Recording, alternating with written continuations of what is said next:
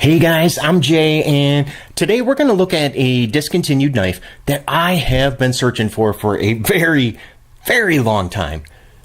That knife being the Cold Steel Voyager Medium. And to be honest with you, I'm a little disappointed.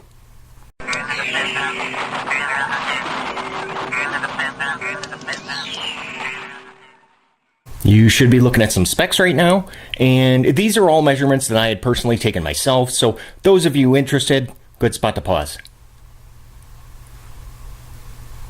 Now let's quickly go ahead and run through those size comparisons, and we're going to start out with another Cold Steel knife, and this is the Mini Recon 1.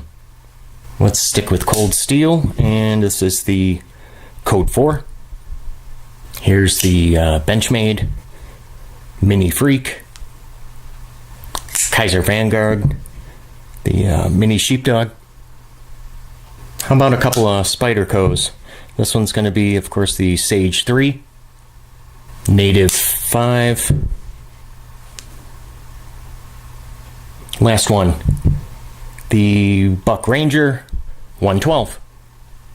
So the Medium Voyager is it's a manual action lockback, and deployment is accomplished with these nice removable thumb studs, which is always good to see, especially if you use like those clamp style sharpeners.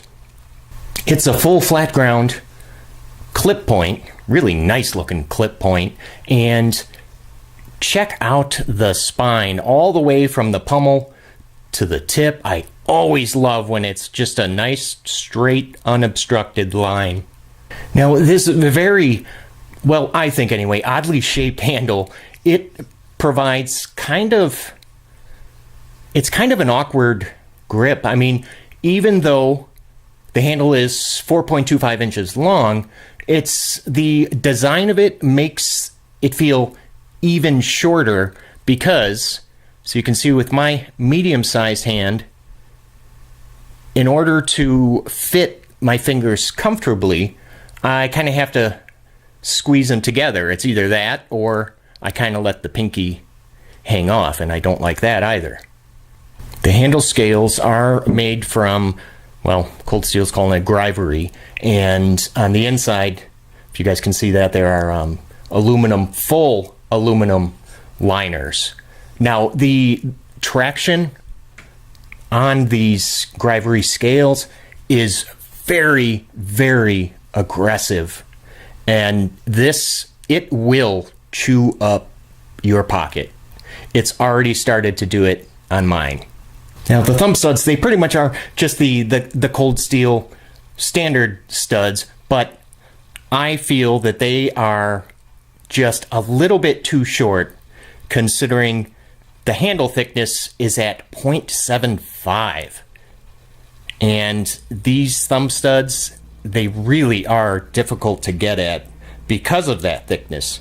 And you can see next to it I have the Griptilian, which is about 0.64 inches in thickness, and then on the right is the Buck 112, which is exactly 0.60. So all three of these are pretty much, pocket chubsters. For the most part, I mean, the action here on the Voyager Medium is pretty good for a lockback. I mean, I do have to throw a lot of wrist into it, but you can see it will drop closed. And, most Cold Steel knives, I mean, they're able to function with little to no oil on the inside, which is nice because then that's, less potential for dirt to get trapped in there. And it's that weird kind of handle design that causes deployment with the thumb studs, for me anyway, to be a little bit more difficult than it should be. And if you notice here, there is a lot of room in between the thumb studs and the handle. And I want to show you, so if you take a look at the Mini Recon 1, there's less of a gap, and it's very noticeable. The sharpening choil here it's very well executed, and I like how the thumb studs are, you see how they're behind that plunge grind, what that does is that's just going to kind of push whatever material you're cutting into, it's going to push it forward and away from those studs. Even though it doesn't say so anywhere on this blade, it is in fact Aus 8 steel. Which, I mean, you know, depending on who you talk to, they're going to say it's either good or it's bad. I look at it this way. I feel that it's definitely, it's adequate, and I would sure as heck prefer it over like 8CR. I mean, is Aus 8, is it great? No, of course not, but it's okay. Now, for some reason, this knife does not use that standard Cold Steel clip, and I'm just going to bring out this is the full-size Recon one, and you can see the configuration of the screw holes, well, and the screws are different.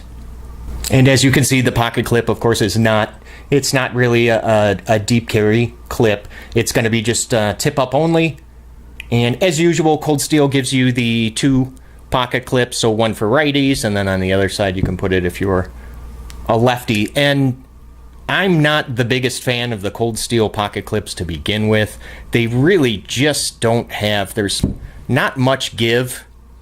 And man, when you couple that with some very aggressive texturing on the scales, that could be trouble. The Voyager, it's pretty light considering those liners. There has been no skeletonization on the inside. Let's take a look.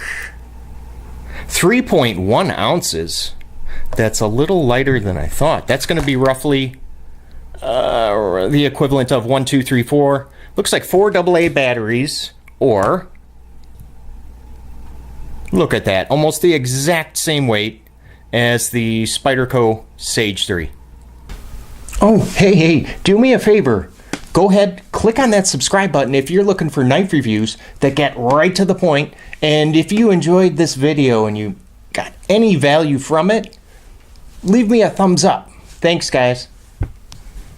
So the Voyager blade is excellent at piercing and slicing. Oh yeah, this thing is just a fantastic slicer when you're not trying to use the serrated portion. And part of the reason why it is so excellent at slicing is going to be because of the blade thickness. It's only 2.9 millimeters, which, and I say only because normally, like with Cold Steel knives, I mean, you're looking at, let me bring out the code 4 here. I mean, you're looking at least 3 millimeter thickness, if not more. I mean, heck, even the Mini Recon 1, which is just about the same length as the Medium Voyager, even that one has thicker blade stock. Now, I have previously reviewed the code 4, so if at the end of this video you go ahead and look up to the corner, you click on the icon, and you will be able to watch that full video.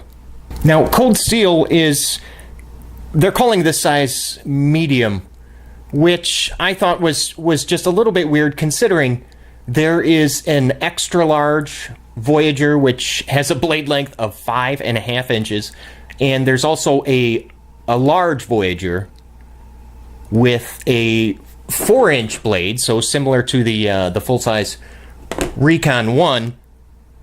This one being the smallest out of that Voyager line. So most of my disappointment with this knife really it has more to do with the handle. And just because of the grip is just very, very, it's uncomfortable. And I don't like how this feels with my pinky kind of hanging off the back. So if I lost this knife, would I replace it? You know what? I can confidently say no, I would not replace this knife because, and I do have a video for this coming, the Mini Recon 1, again, almost the exact same size, but the handle is quite a bit thinner. The traction texturing on the scales is nowhere near as aggressive as it is on the Medium Voyager here. And the blade steel, CTS XHP.